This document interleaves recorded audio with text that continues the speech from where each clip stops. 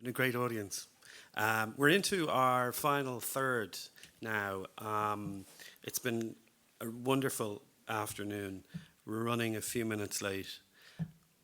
Nobody's noticed. Excellent. Next up, let me introduce the next four poets. Eamon McGuinness. Eamon's a graduate of the UCD MA in Creative Writing. He was recently shortlisted for the Strokes Down International Poetry Prize, and he's working towards his debut collection. Delighted that he's come along. Mark Granier is here, yes. Mark teaches creative writing for adult education at UCD. He's got new and selected poems just out, and he'll tell us what the title is. Ghostlight, is it? Ghostlight, yes. Mark, also brilliant photographer. So thanks for coming along, Mark. And then we will hear from Gráinne Daly. Gráinne is a graduate of TCD and has studied at DCU and holds an MA from John Moores University, Liverpool. She's also finishing her MA here. She writes poetry and fiction and is currently working on her debut novel. And then we are delighted to welcome Wayne Miller, who's come from Colorado via Belfast. And we better get a move on because I know he's got a train to catch. Sorry, Wayne.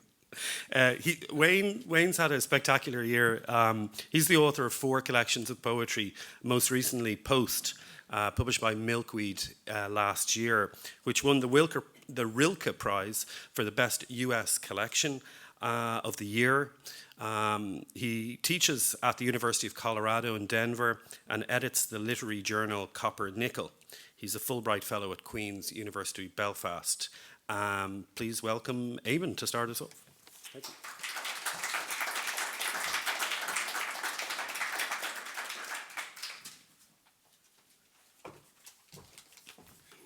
Thanks, Paul. I'll just read one poem for you today. It's called That's My Body. That's my body you saw floating, mentioned on the 9 o'clock news. Paint-flecked, crow's feet, my body, with its ripped flaws, lumps, long nails, bald head birthmark, coast road curves, sea view eyes, unpainted house, abandoned car, my body, bandwagoned, the one you see, the one you can't, anywhere dry take me, I'll make it work, I'll lie down, I'll sleep, anywhere dry, anywhere. That was my body, squeezed into a tight-fitting drum. In a past life, I was suit-starched, pressed. That's all of me, swollen and broken. The way you can't tell these things if the eyes are closed. But I lived in space, and for a time, something held me from leaving. A body that lied to me, newspapers and languages I couldn't understand. That's my body, in photo of the year competitions, in the puddle push stroke of a close sea January. Clouds on top like ceilings, but just to be in water, that's what I thought, just to be in water. No one to bury me. I learnt the word goodbye in every language, sorry in Greek and Turkish. I hid in the suburbs, in spare rooms, avoided emails, late nights, friends, family, the papers, unlearnt words, erased thoughts. I found new heroes on stamps, at bus stops, in magazines. That's my body, the one you're still carrying, bulging with the tag still on, documents lost, nails grown back, tongue freshly painted, my body holding generations forgotten. No one said it was mine, that I could keep it and use it as I wished. No one told me to look after it, that it was precious, unique, and only for me. My shoes aren't waterproof. My t-shirt is plain white, cheap but comfortable and pasted onto my skin like a tattoo. I hear them above me, pulling, grabbing, lifting. Their talk is of the weekend. One of them is smoking. I can taste it. My eyes can't open to see. I hear him say, yes, you could put a suit on this one. He's ready to go now. Yes, just wake him up, put a suit on him. You could take that body anywhere. Thank you.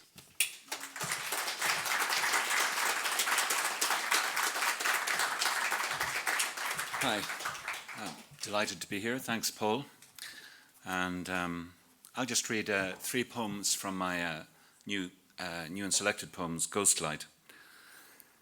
And the first one I'll read is a curse. Somebody mentioned curses earlier on, but this is a blessed curse. and it's dedicated rather ambitiously to the human race. A blessed curse.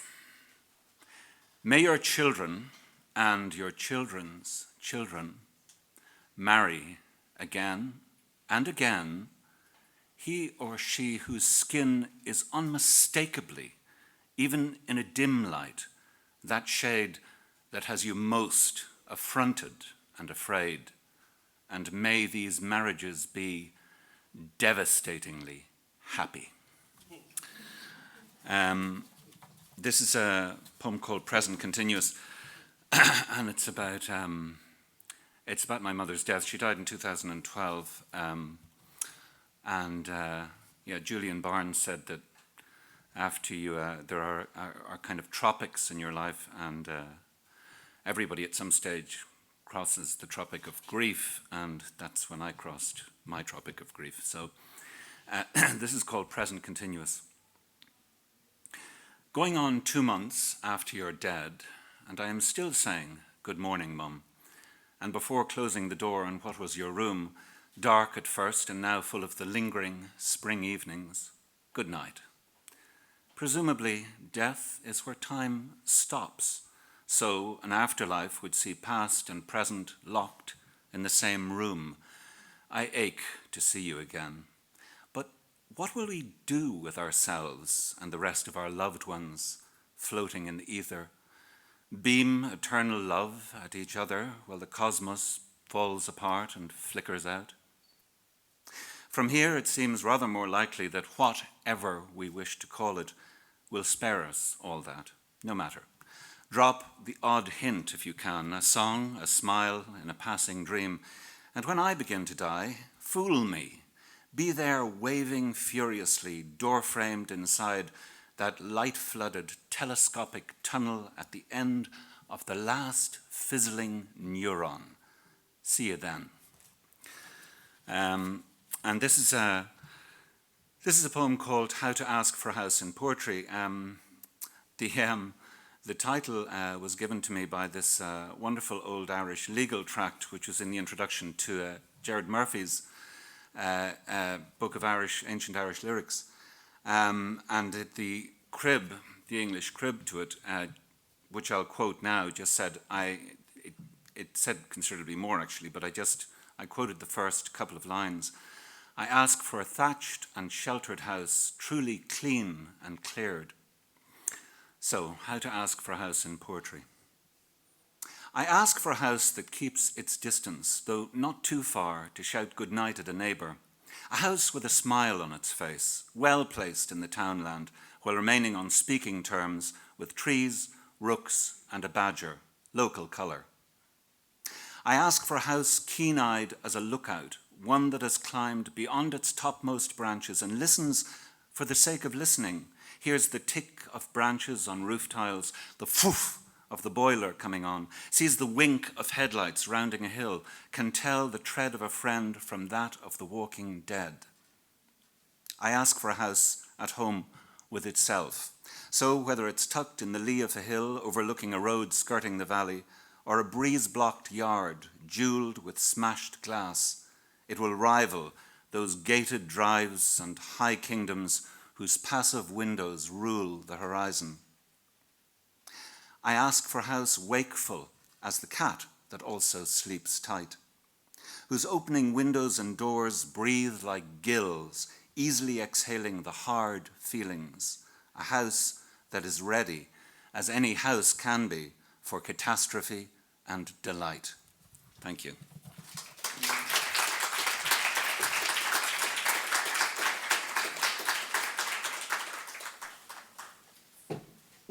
Made it up the stairs without falling. Brilliant. Hi everybody, I hope you're really enjoying the day, and thanks to Paul for putting it together. It's wonderful. It's great to be here. I've 3 poems for you. I'm aware we're tight on time, but they won't take too long. Berkeley.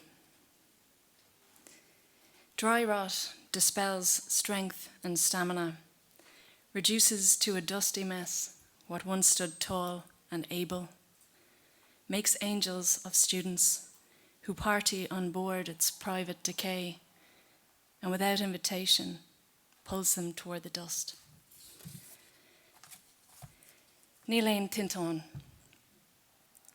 Soulless cavities haunt the landscape, from Ballynoname to Kilmac Nowhere. Dark tombs enshrine the aborted dreams of those high in the gas of a bubble that buoyed the nation. Desolate skeletons that were the would-be framework for the future of all those covered in confetti tossed by bankers who tiptoe over the soggy sleeping bags around Stephen's Green that house the souls with no tomb to call their home. And finally, to Lady and to Tramp. You're in love again, and it's your first time. It should feel natural, as soon as lips are locked and bra unclasped. But there's hesitation as you wrestle with the question of which version of yourself you will be, the lady or the tramp. To lady is to be reserved in return for respect, reliable girlfriend, the kind to bring home to mother. To tramp is to bear all, reveal kinky pockmarks of a soul that is both ease and dis-ease, empty and full, like the girls in his dreams. Dare to bear the truth that lies inside the deep chamber, only emerging when teased out in the inky black of a curtained room on the sanctity of a blank sheet, or be the fair maiden, seduced by convention, acceptable to the timid if they wish to read the story of man making love, or love making man, or poetry. Thank you.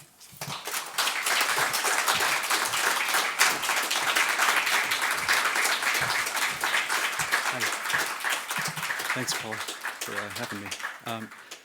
And thanks for sticking around. This is a poem about my father. The debt. He entered through the doorway of his debt. Workmen followed, bringing box after box until everything he'd gathered in his life inhabited his debt. He opened the sliding door to the yard. A breeze blew through the spaces of his debt, blew the bills from the table onto the floor. The grove of birches and farther the beach of driftwood and broken shells were framed by the enormous window, that lens-like architectural focus of his debt. He drove into town on the coiled springs of his debt. When he bought fish at the market, he proffered his MasterCard. The dark woods stretching inland were pocked by light-filled cubes of debt. The very words he used to describe his surroundings were glittering facets of debt. Each visit we smoked on the deck, and over drinks he reminded me with love and genuine pride, one day all this debt would be mine.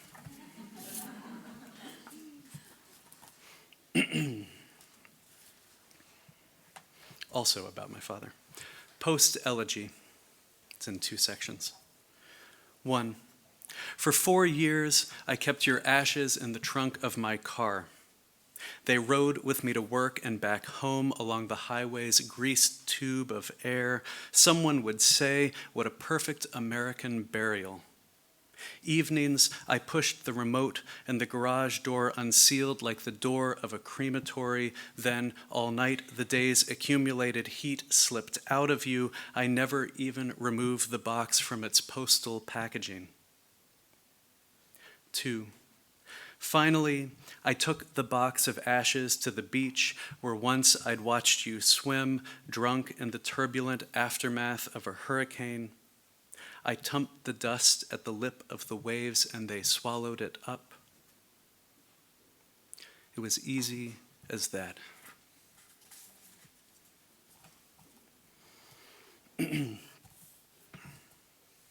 My wife likes to say that human beings are clearly not meant to be monogamous, but we're also too selfish not to be, and that this complicates things for us.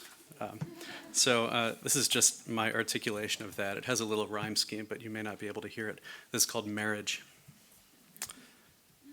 I was walking away.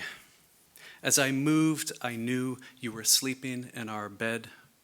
I was pushing through time, aware of it as I slid toward another world that seemed enveloped by the sheath of an indecipherable hum.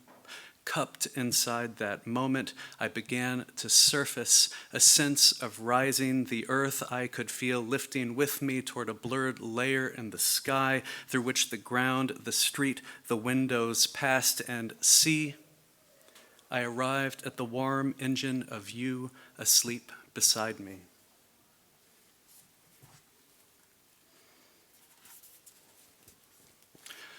For 12 years, I lived in Kansas City, Missouri, and taught in a little town about 55 miles outside of Kansas City, so I had a 110-mile round-trip commute. And I did that over and over again, and then I got another job in Denver, where I live now. And in my last month doing this commute with my daughter in the back seat with me, because she was in preschool out there, it was cheaper preschool, because it was on campus, which made the commute worth it. For her, there was a highway shooter who shot into 12 cars in what's called the Grandview Triangle that we would have to commute through every day. And so for that last month, I felt like Missouri was telling me it was really time to go. The speaker in this poem, this is sort of about these kinds of shooters that we have pretty regularly in the States. The speaker is not. It's not clear what's in his imagination and what's really happening, that he's fearful. And I should also say that with all of these shootings that keep happening, I at some point it occurred to me that I just kept thinking of all the shooters as sort of the same person who just kept popping up over and over again. And so this is about that. This is in rhyming 4-line stanzas, but again, you might not hear it. It's called Ballad, American 21st Century.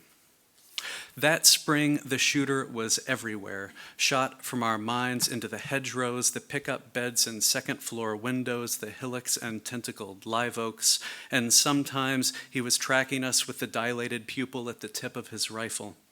His bullets spun into the theater's stop sign faces, the tessellated car lots beyond the exits. They tore holes in our restaurants and vinyl siding, those fiberglass teacups we clambered into at the county fair. Though you don't remember it, little bear, a bullet crossed right in front of your car seat, then window glass covered you like bits of clouded ice, and the rain came pouring in as I raced for shelter at the Wendy's off exit 10. Every night we kept our curtains drawn, and while your mother slept, I sat alone in the bathroom dark, watching the news surface into the ice-cut window of my cell phone. They said the shooter was in St. Louis shooting up a middle school gym. Then he'd gone to the beach where he killed a girl pouring sand from a cup into a sandwich tin. Nevertheless, I pictured his face as a cloud of insects hovering in the blackest corner of the empty lot across the street.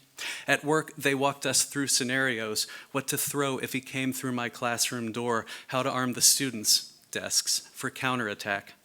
And when he came, and when those next 4 people were erased, they trapped him in a high-speed chase toward the touchless car wash, where the cops encircled him, and rather than relent, he put his rifle barrel to his mouth like the mouth of a test tube from some childhood experiment.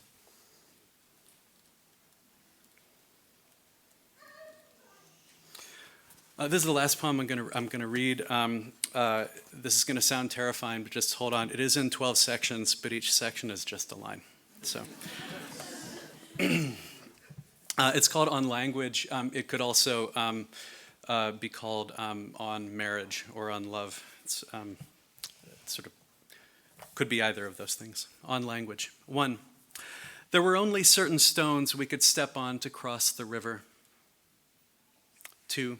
The stones we could step on to cross the river were not certain. 3.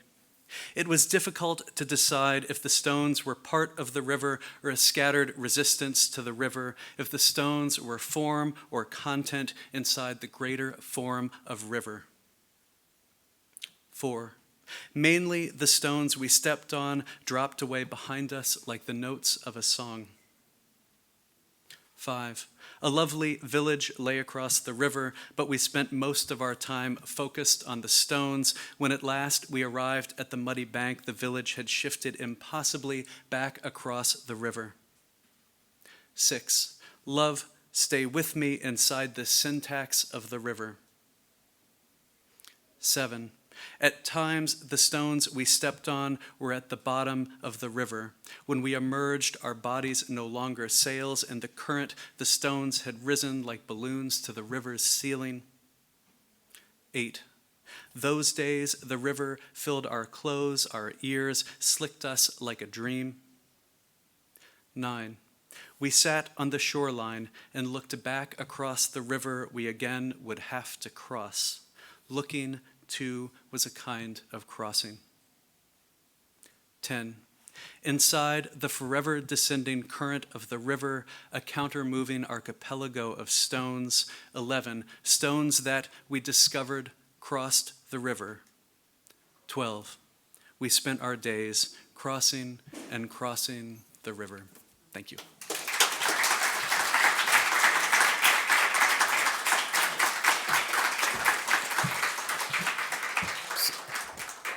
So Wayne will be reading more poems on Wednesday evening at Staccato Spoken Word in Toners of Bagot Street at 7:30. So if this hasn't been enough for you, if he wasn't enough for you, I will also, myself and Wayne we're at the writing program in Houston, Texas, a number of years ago. It must be nearly 20 years ago. But so I will be, I'll play support on Wednesday as well. So, okay. So, Colm Keegan, are you here? Colm? Okay. We had a couple of poetry buses travelling from Dunleary to campus and from Houston Station to campus, and Colin was on one of them. Erin Fornoff, are you here? Yeah, Erin's here. So she's going to read us. She was on one of those buses, entertaining the not taking tickets, but reading poems. She's going to read a poem. One of the founder members of Lingo Poetry Festival, right? And she will be up next. Followed by Ryan Murphy, who's finishing his MA here. He's writing a novel inspired by the rise of the alt-right and climate change. He's passionate about art, spirituality, and environmental causes, all of which influences poetry. And then we'll be finishing today. Is Beatrice here? No. We'll be finishing today with our final poet, Aidan Matthews. I've admired Aidan's work for many, many years. He's a radio producer in RTE. He's a poet, he's a playwright, he's a fiction writer. He's published 3 collections of poetry, Windfalls, Minding Ruth, and According to the Small Hours. He's also published 2 collections of short stories, Lipstick on the Host and Adventures in Bathyscope, and the novel Muesli at Midnight. His new collection, after many years, is Sound Effects in a Studio, and he will round off the afternoon with poetry for us, and then we might have one more tune from Kevin, who looks absolutely delighted to do that for us. So thanks again for your patience. You've been a great audience, and I would never apologise for offering you this much poetry. You know, English literature, the history of English literature is littered with apologies. You know, apologies, apologias, what have you. I think it's been an amazing afternoon, and I'm really delighted that you are here to share it with us. And thank you for being here. Erin Fornoff, Ryan Murphy, and Aidan Matthews. Come on up.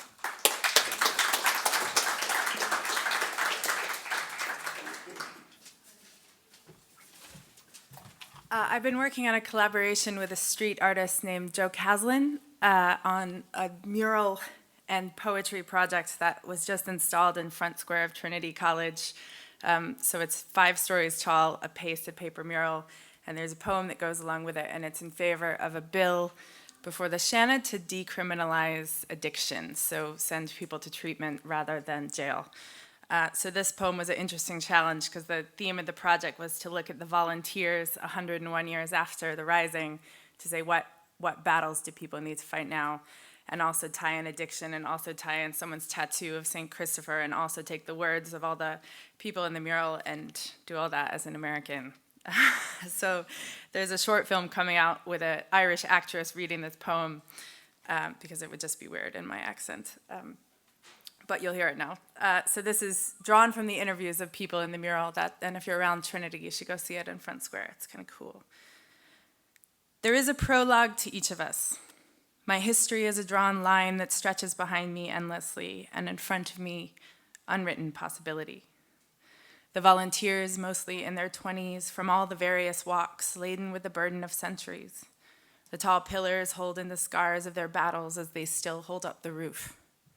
Those elemental arms of survival. In the face of all of this sorrow, we offer our work as our proof. I saw addiction grow in the soil of trauma, a neighborhood inheritance, poverty and circumstance, a gnawing loneliness, an ache clod of holiness, only some howling chemistry lightened. It was angry and bottomless, and it wrapped like a lover, but then tightened and strangled, it smothered. And to others, that fearsome illness turned me criminal. Here, the ill get shamed as though their illness is earned, march through halls of justice as though we haven't learned they're already in a prison of their own pain. And treatment is a domain for another neighborhood. St. Christopher, the burden bearer, did what he could. He crossed the river carrying a weight heavy as the world. He said, "Go your way in safety. Go on reassured." The ink is stark and black and white. The words all seem dry as a glance, but their truth is a chance. What they mean is a life. These stones hold the echo of old explosions, but they hold the sound of us stacking them too. We'll mix mortar with sweat and dust from a rubble of sorrow. See what we can do. There are bombs we can make with ink and with paper, a bill, a voice articulated, a truth plain as a picture on a wall. They hammer out a proclamation for us all, and in every crosshatch line, the message. Life in all its walks is precious. A country reworked for the better, a path drawn in line and in letters, a prophecy that's built of our presence and made of our time. A life we can look in the eye as we rise. We inhale possibility and exhale it as hope, grateful to the last for the breath as it goes. Our great cause is to cause an effect. We will let no life be worth less. We will let no life be worth less. The new volunteers, a nation reflected, its warrior creed. We will be fierce in compassion and believe. That's that one. So that'll be in a film coming out on Monday with a mural as well. So I have one more. A number of members of my family are undocumented immigrants in America from Mexico, and my mother worked as a teacher of English as a second language, mostly to migrant workers from El Salvador and Honduras. So these are all true stories from them. And this poem's called Espero, which is from the Spanish verb esperar, which means both to wish and to wait. 1. How quickly the desert dried the water from the river. How quickly the desert became my mouth. The night dark as a yawn as I arrived determined to commit the crime of remaining. 2. Pick the lint from your t-shirt, bébé, like the blankets I lift from the looms, the factory air that turns to felt in my lungs. Pick an eyelash from your cheek and blow it away with a wish. Baby. 3. I held you in an airless back corner for 5 days' journey for the indignities of this job, for your flawless English, your carpeted school. You can read the signs. I can read the rumors in the smoking area. 4. In class, my child learns the words for travel. That is car, that is bus, that is boat, that one plane. The teacher points at the drawing of the 18-wheeler, the truck. My child replies, that one is bumpy. 5. I can stretch the span of your shoulder blades with my hand as I kneel before you in our kitchen. I choreograph this conversation all night. My nightmare's now a plan. There's word of la redada, the raid. 6. My children have been forced into a fear and an acute independence. The number on the fridge to call if they come home one day and I don't. Inmigración is a big word in small mouths. 7. From the back, people in handcuffs look like they're praying, upside down. their small empires built and gone for a stamp on a form. 8, I lift my hands to cup the bulbs of your shoulders. They socket in my palms. Milk sits on the counter. How do I say, children, you are marked for your dreams now? How do I say, I will find my way back? 9, I send them on the school bus to wander through every test and lesson and song, whether their home at the other end of this longest day will be dark and still without me. Without me, not a home. They carry it like books in their bags. 10, children, I walked through a desert humming with the deep industry of loving you. They should mark me, I think. I am stronger than they can even imagine, I think. The men arrive at the mill. I can't think. I think of you. Thanks.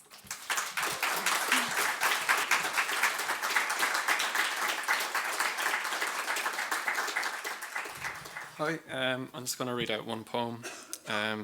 This poem is about horses, but it's more about kind of the wars we put ourselves through trying to find an identity or create an image for yourself for the world to see. It's kind of like a universal kind of child's struggle for an identity. So this is called The Child's Sexuality as a Fire Bicorn Charging at Sunset. He is not the first horse to burn. His burning tastes of the sun's blood. His blood is soiled by the sun's running. He runs after the world. His world sleeps beneath the hooves of a dancing death. His dance is death, and death is your inheritance, come on the back of a blazing horse. I am the last horse running. I am running after the charred meat of childhood. I am the molten foal whose fire the rain's herd fears. I am the fear steed in the black storm. I am blacker than the mares in the hurricane's prairies. I am the mare at war with the stallion drilling my petrol womb. She is the mare woken in shadows. She drinks milk from the shadow's breasts. She guards her breasts from the wolves in his tongue. She boils her tongue in the slit of his quaked and scalding world. She is slit into fragments he plants between the lips of the speaking land. She has burning lips, the land opens, swallowing the rain of his commandments. He hunts her to the flesh gate. He shatters into a language of charcoal. He cannot claim her language between the metal syntax of his mouth. He must let his metals rust, his industries of gut and throat redden away. He turns redder than the planet's steamed and blistering eyes. His eyes are pierced by the nails of her stars. As his body explodes, skin unraveling for her darkness to mark. She lies, naked of memories. She remembers only his narrative of bones. She allows his bones to soften in the rivers of her firmament. She is the river that took the fire to heart and let it drown. She drowns her voice in the heated grasslands of his mind. She loses her mind in the trampled flowers of her soul stampeding. I am pregnant with folds of chaos. I father chaos in virgin skulls I breach. I carry the glass skulls of children in the song of my womb. I am the womb hunter, stampeding through the echoes of a prostrate earth. I am seeded with the pastures of future stampings. I claim the whinnying mountains as the bed of my name, the grave where my story's smoke lies silent. We run in the armor of a singular star. Our body is the peat of night, folded under canopies of starlight. Our crown is a pair of frozen black flames. Our skin is silk from a flamethrower, stitched through the rock of a scorched history. Our brain was planted and reburned so stalks of consciousness could speak out. Our soul is the red blossom on a shadow branch in the sun's court. We are running after sunset together, the possibilities of night as endless as the horses within us. Thank you.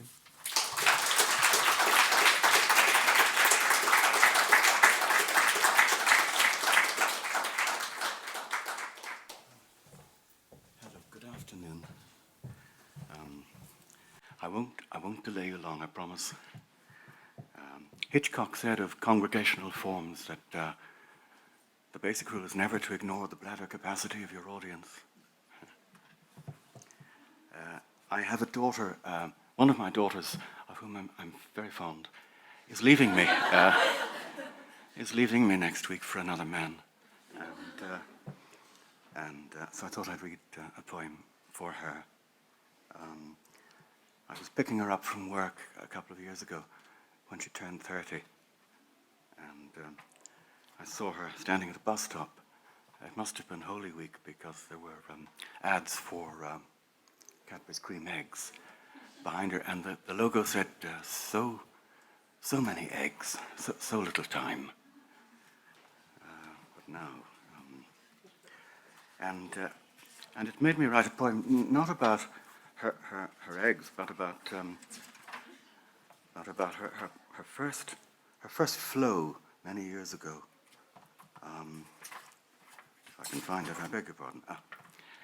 And of the few I'm going to read, it's the longest. It's called Menarche. I had called it her first period, but she changed the title when it went to print. Menarche, lovely word, Menarche. And suddenly, there's a gradual silence.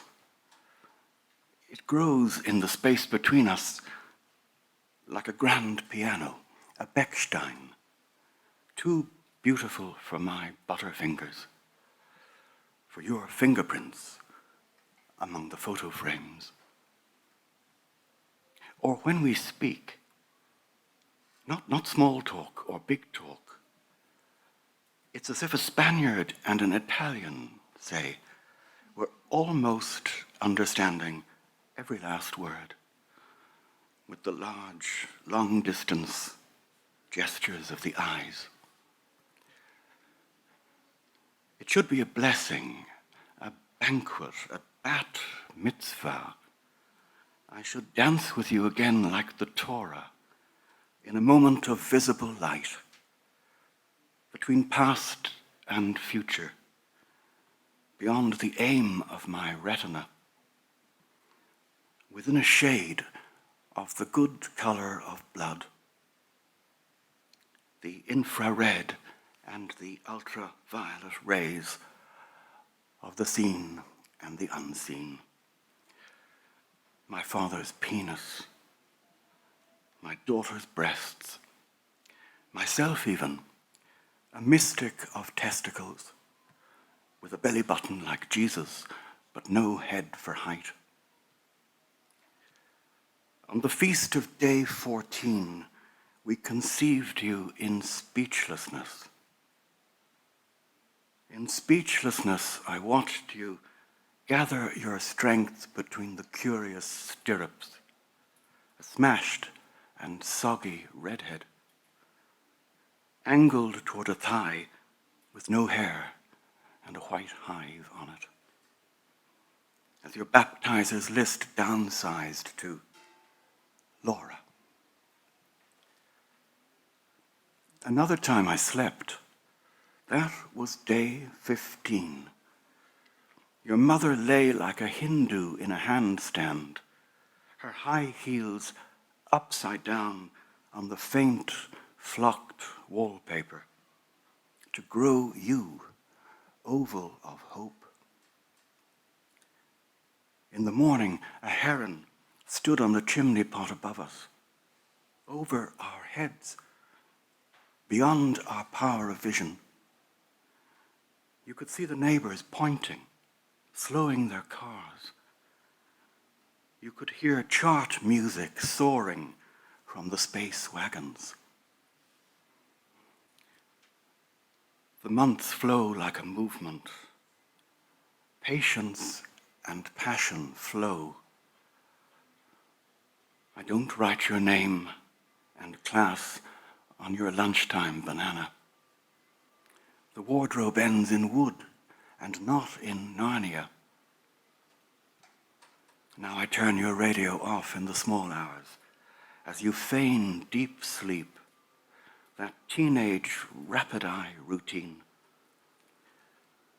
You move around me warily too, like the wooden step on the stair that clears its throat too audibly after close down, with an atomized slipstream of jasmine on the old banister. When you were small, you kissed me on the mouth, wetly. Nowadays, it's the cheek. Come the piped muzak of hospice care, it'll be my forehead. Please, goodness, I'll have your chubby, grabbing baby, its diaper toppled against my feeding bib, spluttering palaver as I put my lips to his, hers, and knocking my Walkman off so the pillow fills with a tiny, tinny, immense piano concerto. Then the whole thing will start up again. Our God must love it, watching our lives as he does in slow, slow motion. Meanwhile, your bleeding heals me.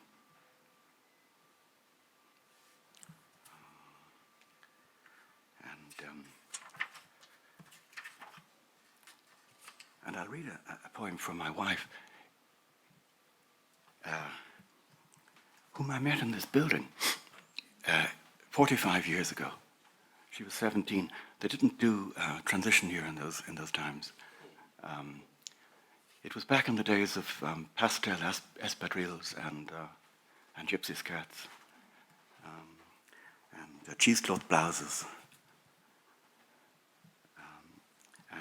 So I've noticed with my own kids that intimacy happens more rapidly nowadays, but in my day, contrary to what you may hear about the counterculture in the 60s and 70s, things took an awful lot of time, and it could be years from a male point of view before you entered the Holy Land. It's and I thought of that 2 Easters ago when she was having her feet washed on Holy Thursday by the parish priest, and she spent the whole afternoon in the chiropodist. So, courtship. Ours was an old-style Irish romance, a slow advance from head to haunch. My hand in your page boy fringe the first month, tongues of fire through the melting train tracks. An autumn after our first meeting, you unburdened your burgundy bolero. The two breasts greeted and given pet names, nipples nesting in fashionable muslin. Then the warm slope of the small of your back, my asylum, the unsurpassable place. And at last the liquid entrance in, all Latin that was, and chanted pigeon. Not to mention the like of your lap, lady. No article from anatomy texts, but a human compact that, a landscape of actual flesh and bloodshed. If after 35 years I could bear to reprise my plodding nomad in mono, I would not colonize the wry armpit, navel, or vulva. Strong, small partner,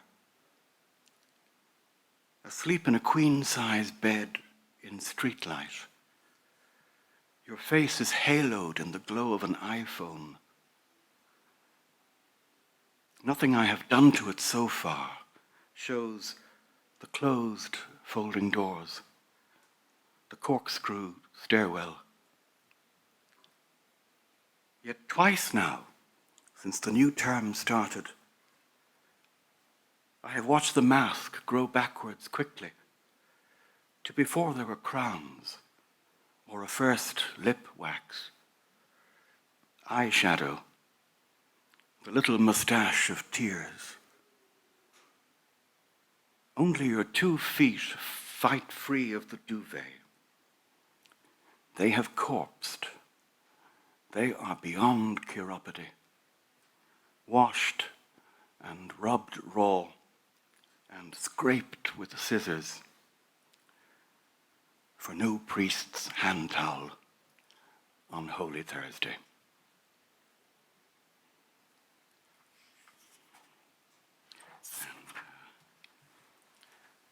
One of my favorite siblings is in Australia, and he's 65 today. He lives in Melbourne, and he's still homesick after 35 years.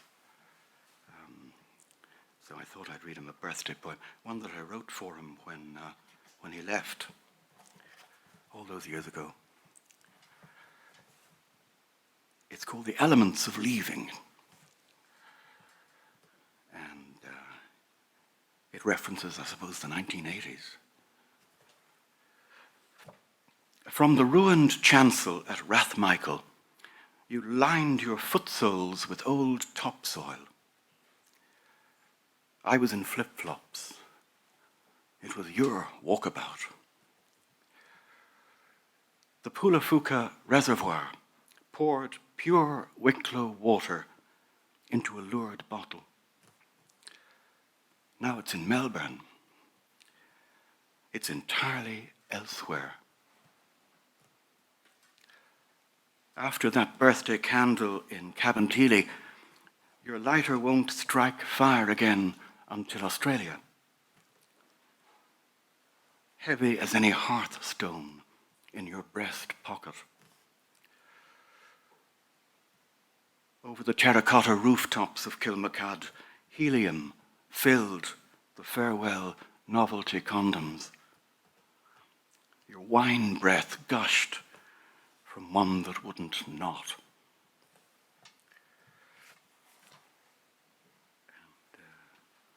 And finally, if I may, I'll read a poem called After Omagh.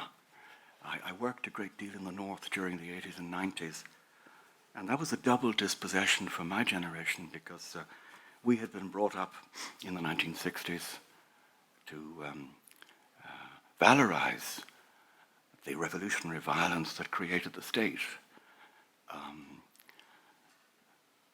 But it didn't look as picturesque during the Troubles. And it slowly dawned on us that every morgue has the same odor. So it forced us into a double orphanhood, if you will. But one time I was working in the north, a year after the atrocity in Omagh, and I passed a bridal car. Now, I associate Omagh with many things, but I'd never thought of it in terms of nuptial joy. And I was very touched by this couple passing in their vintage car. So it's called After Omagh. It was where you turn at the meat processing plant. I braked for ambulances, police panda cars. But what exploded there, out of the silent cinema, was a 1920s vintage model Ford, a brill-creamed bridegroom and his Gatsby bride, her veils in the vents of the wind like a first aid dressing, and the wedding convoy's horns. They were the treble of school bells, falsetto all clear, the baritone of wild geese from their Arctic detour, nude picture postcards in an alarmed letterbox. And they were the howl of the grounds of a great house closing, the uproar of the primates in the zoo at nightfall, or the office fire drill, where I file in shirt sleeves and the steward lists the missing. I leaned on my own car horn until my palm hurt, pressing it like the one note of an accordion in my soundproofed southern car. The rest is sirens. They will leave the queer mirrors of their hotel elevator to watch the wedding video with the volume turned down, and the soprano in the news for the deaf at midnight will be dumbfounded too at their shapes under a bedsheet. Thank you very much. So thanks again, extraordinary day of poetry, and thanks too to the library staff and the our technical staff, whose names I don't know personally. Laura's there, I know. Thanks a million for all your help, and we're going to hear Kevin to sing us out. Thanks, Kevin. Thanks, everyone.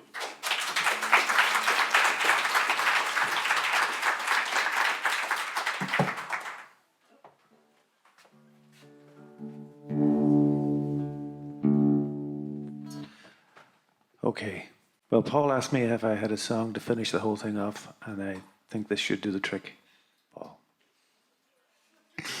This should do it.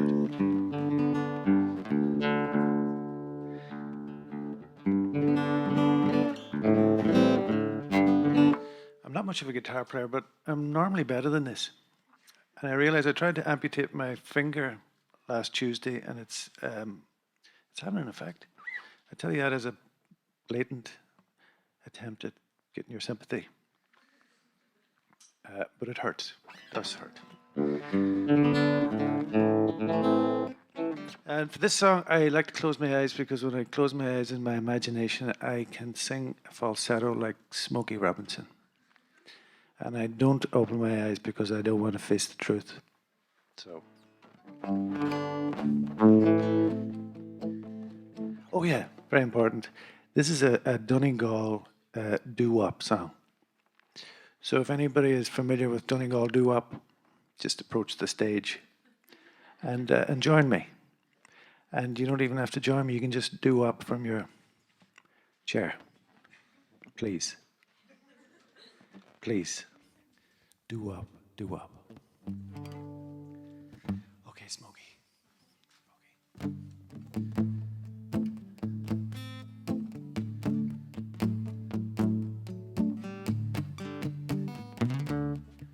I've been trying. It's not too bad, I think. I'm only talking to myself. I must stop doing that. I've been trying to carry on when it's not so easy to carry on. I've been trying to carry on. Where I can't, I must, I will carry on. Hold me, do-up, do-up, do-up. Hold me, or even do. Hold me. Well, you can see the space where it should be anyway. Hold me. If this journey doesn't end in exaltation, let's pass through on our way to who knows where. Even Icarus had his moment of exaltation as he ascended in the morning air. Hold me, hold me, hold me, hold me. Well, Sisyphus smiled. Over his shoulder he smiled. His bronze bruised shoulder tight now to the boulder. And his feet fought for purchase, and his thighs took the strain. And he said to himself again and again and again and again and again and again and again and again. He smiled deep down in the heart of himself and said again and again, he said to himself, if only I had someone here who could doo-wop in my ear, things would be so much better. But there's nobody here. He said, this is it. And if this is it, then this is it. He smiled deep down to the heart of himself and said, well, if this is it, then this is it. And if this is it, then the struggle's enough. Then the struggle is enough. He smiled deep down in the heart of himself and he said, this struggle is enough. Said the struggle's enough and the struggle's enough and the struggle's enough and the struggle's enough and the struggle is the struggle is enough. So I said, he said, hold me, hold me, hold me. He said, hold me, hold me, hold me, hold me.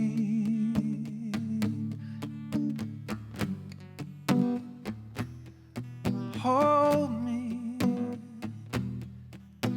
hold me.